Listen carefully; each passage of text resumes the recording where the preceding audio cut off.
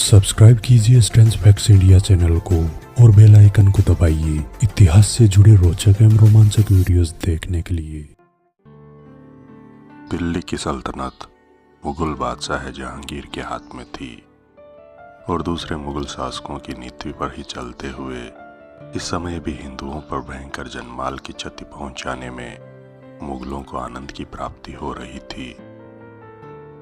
दक्षिणी राजस्थान और मध्य प्रदेश दरिया खान नामक एक महाभयंकर मुगल अमीर के अत्याचार से त्रस्त थे और रोज सैकड़ों हिंदुओं का कत्ल और हिंदू महिलाओं की इज्जत लूटी जा रही थी। दरिया खान का इतना अधिक आतंक था कि कोई भी राजा उसका विरोध करने का साहस नहीं कर पाया। अंत में एक दिन कोटा बूंदी के राजा राव रतन सिंह जी ने उस दुष्ट को सबक सिखाने की सोच ही ली, पर समस्या ये थी कि कोटा बूंदी की रियासत मुगलों के साथ संधि में बंधी हुई थी और जहांगीर राव रतन सिंह जी को पूरा सम्मान भी देता था। रतन सिंह जी गहरी सोच में डूबे बैठे थे। कुछ समझ में नहीं आ रहा था कि क्या करें। एक तरफ तो दुष्ट दरिया खान लगातार हिंदुओं पर अत्याचार कर रहा था, तो दूसरी तरफ संधि के वचनों की लाज। अंत में उन्होंने तय कर ही लिया कि चाहे मुझे संधि के वचन तोड़ने पड़े और पूरी मुगल सल्तनत से टक्कर लेनी पड़े, मैं चौहान वंशी हाड़ावीर हिंदू धर्म का इस तरह नुकसान नहीं होते देख सकता। एक राजपूत क्षत्रिय का धर्म है कि वो हिंदू धर्म की रक्षा के लिए प्राण भी दे। नहीं, मैं ये सब नहीं देख सकता। दरिया खान मुगल सल्तनत में बहुत बड़ा कद रखता था और जब भी कोई युद्ध होता था तो सभी राजाओं को उसके आदेश की पालना करनी पड़ती थी। उसके ध्वज के नीचे उसके निर्देश को मानना बाध्यता थी और वह उस जमाने का सबसे कुशल रणनीतिकार था और उसकी बहादुरी की मिसाल दी जाती थी। उससे लड़ना कोई आसान काम नहीं था। इस तरह की बातें राव रतन सिंह जी को उनके दरबारी समझाते रहे, लेकिन रतन सिंह जी का निर्णय अडिग था और वो दिन भी आ गया। घमासान युद्ध हुआ और हिंदू वीरों ने केसरिया पाना पहनकर जो युद्ध के जलवे दिखाए, मुगलों की विशाल सेना कई किलोमीटर भागती नजर आई। मुगल अमीर दरिया खान को राव रतन सिंह जी ने बंदी बना लिया। ये खबर जब जहांगीर तक पहुंची तो सहसा उसको विश्वास नहीं हुआ। अरे, क्या ये सच है? ऐसा कैसे मुमकिन हुआ?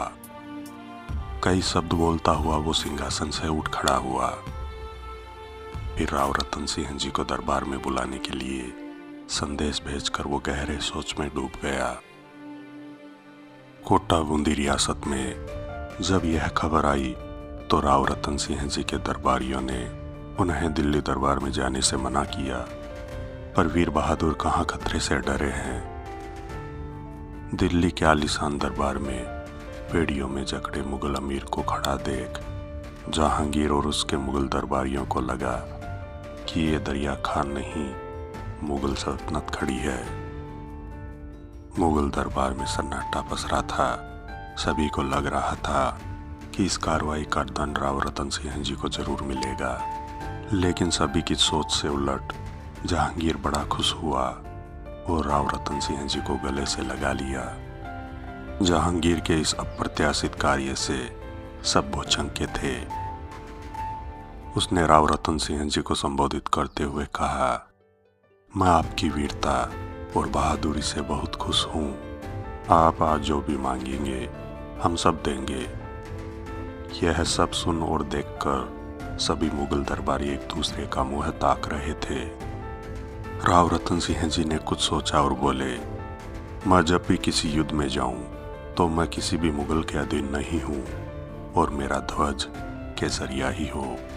मैं मुगल सल्तनत के ध्वज के नीचे नहीं लड़ूंगा। राव रतन सिंह जी ने एक ही वाक्य में केसरिया ध्वज, अपने सम्मान और स्वाभिमान सबकी रक्षा कर ली। एक राजपूत के लिए सम्मान, स्वाभिमान और हिंदुआ प्रतीक केसरिया अपने प्राणों से भी प्यारा होता है। जहांगीर ने इस बात को तुरंत मान लिया और वो राजपूत वीर योद्धा उस दुष्ट पापी दरिया खान को जहांगीर के पांवों में पटक कर चला गया। मुगल दरबारी बोले, जहांपनाह है, आपने ये क्या किया? जहांगीर बोला, अरे मूर्खों, जरा सोचो, जब ये वीर इस दरिया खान को बंदी बना सकता है तो इसकी क्षमता क्या होगी? जब ये मुगलों के लिए लड़ेगा तो कौन होगा जो इसके सामने टिक पाएगा? दोनों अपने अपने फैसलों से खुश थे। राव रतन सिंह जी ने दक्षिणी राजस्थान और मध्य प्रदेश के हिंदुओं को बड़ी राहत भी पहुंचा दी और अपने केसरिया ध्वज और सम्मान की रक्षा भी कर ली। दोस्तों, राव रतन सिंह जी का यह ऐतिहासिक किस्सा आपको कैसा लगा? कृपया लाइक एवं कमेंट जरूर करें। मैं विजय राठौड़ जल्द लौटूंगा इतिहास से जुड़े रोचक एवं रोमांचक वीडियोस लेकर। जुड़े रहे हमारे चैनल स्ट्रेंज फैक्ट्स इंडिया के साथ। धन्यवाद।